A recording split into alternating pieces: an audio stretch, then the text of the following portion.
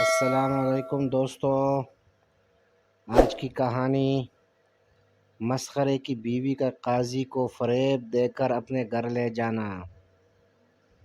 ایک مسخرہ اپنی مفلسی کو دیکھ کر بیوی سے مخاطب ہوتا اور کہتا کہ جب تمہارے پاس ہتھیار موجود ہے تو جاؤ شکار کرو تاکہ ہم تمہارے شکار کے تنوں سے دودھ دوئیں۔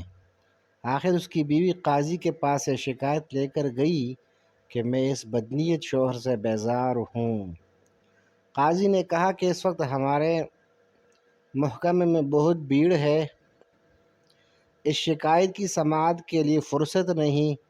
اگر تو میرے مکان پر آئے تو میں اچھی طرح تیری شکایت سنوں گا، اور اگر انصاف تیری طرف ہوگا تو اسے سزا دوں گا۔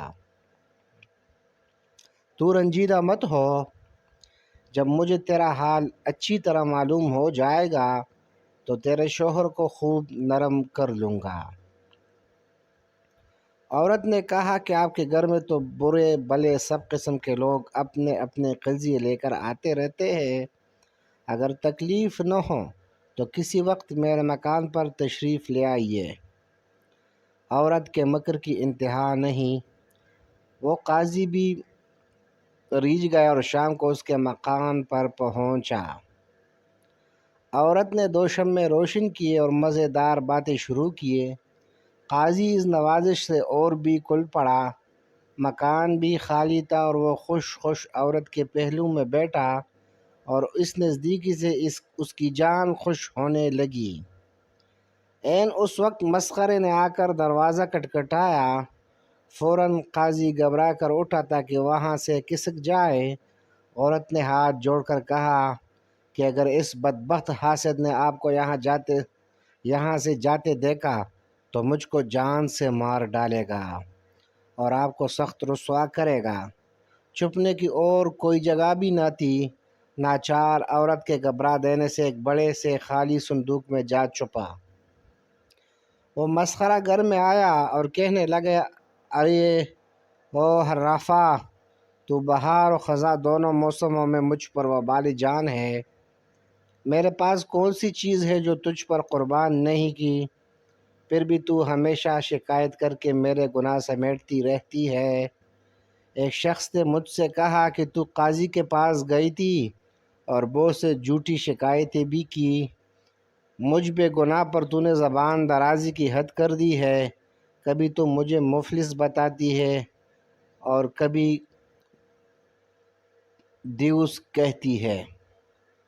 اگر یہ عیب مجھ میں ہے تو ایک خدا کی طرف سے اور ایک تیری طرف سے ہے۔ سو اس صندوق کے میرے پاس اب کیا رکھا ہے، مگر لوگ جانتے ہیں کہ میں دولت مند ہوں اور اسی گمان کی بنا پر مجھ سے اپنا قرض طلب کرتے ہیں۔ اگرچہ صندوق ظاہر میں بہت خوبصورت ہے لیکن سامان اور سونے چاندی سے بالکل خالی ہے، لہٰذا اس صندوق کو بازار میں لے جاؤں گا اور عین چوراہے پر اس کو جلا دوں گا تاکہ ہر مسلمان، عیسائی اور یہودی دیکھ لے کہ اس صندوق میں سوا لعنت کے اور کچھ بھی نہ تھا۔ عورت نے کہا، ہائے میاں، خدا کے لیے ایسا نہ کرنا، یہ کیا دیوانگی ہے۔ مسخرے نے قسم کھائی کہ میں تو ایسا ہی کروں گا۔ فوراً ایک رسی لے کر صندوق کو باندھا اور خود انجان ہو گیا۔ صبح سویر ایک مزدور کو لایا اور فوراً صندوق اس کی پیٹھ پر لاد دیا۔ قاضی مارے تکلیف اور خوف کے حمال کو پکارنے لگا۔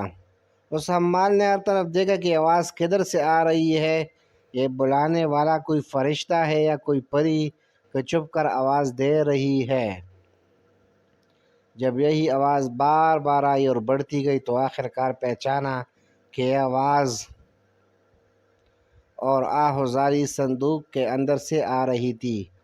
ہو نہ ہو اس میں کوئی پوشیدہ ہے، ہو نہ ہو اس میں کوئی پوشیدہ ہے۔ اس واقعے کی تفصیل کی تو انتہا نہیں۔ قاضی نے کہا کہ صندوق لے جانے والے خدا کے لیے محکمہ قضات میں میری خبر کر اور میرے نائب کو فوراً یہاں بلا تاکہ اس صندوق کو اشرفیہ دے کر خرید لے اور صندوق کو جو کا تو ہمارے گھر پہنچائے۔ حمال نے ایک راہگیر سے کہا کہ محکمہ قضات کو جاؤ اور نائب قاضی سے یہ واقعہ بیان کرو اور کہہ دو کہ قاضی کی ڈونڈی اب پٹنے والی ہے۔ اپنے کام کو چھوڑ کر فوراً یہاں آ اور مسخرے سے صندوق کو بند کا بند خرید لو۔ راہگیر گیا اور پیغام پہنچا دیا۔ ادھر مسخرے نے آگ سلگائی کہ اب صندوق کو جلا ڈالوں گا۔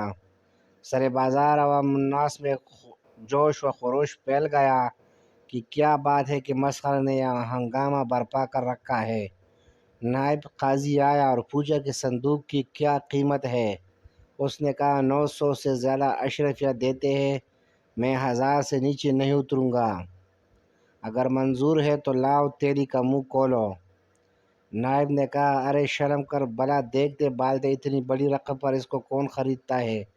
مسخرے نے کہا کہ بے دیکھ کے خریدنا ناجائز ہے، ہمارے فروخت چادر میں چھپی ہوئی ٹھیک نہیں، میں اسے کھول کر دکھاتا ہوں، اگر پسند نہ آئے تو نہ خریدو، کہیں ایسا نہ ہو کہ خریدنے کے بعد افسوس کرو۔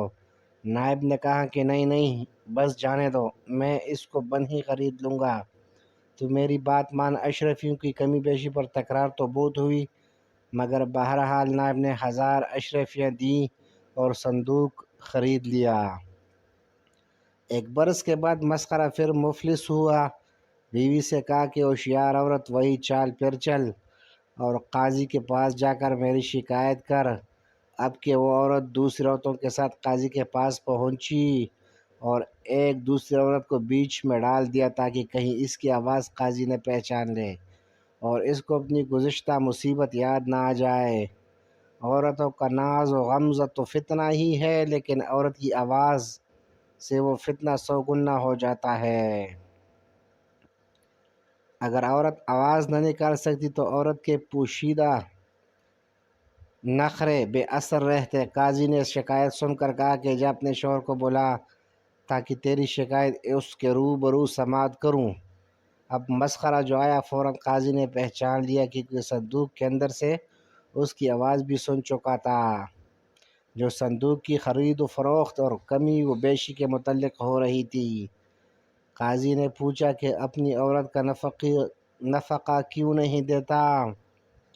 مسخرے نے کہا کہ احکام شرع کا جان سے غلام ہوں، لیکن اگر میں مر جاؤں تو کفن کو بھی پاس نہیں، اس عورت کے چکے پنجوں سے مفلس ہو گیا ہوں۔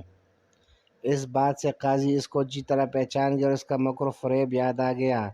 قاضی نے کہا کہ وہ چکے پنجے میرے ساتھ تو پہلے ہی کھیل چکا ہے، جا اب کہیں اور جا کے یہ کھیل کھیلو۔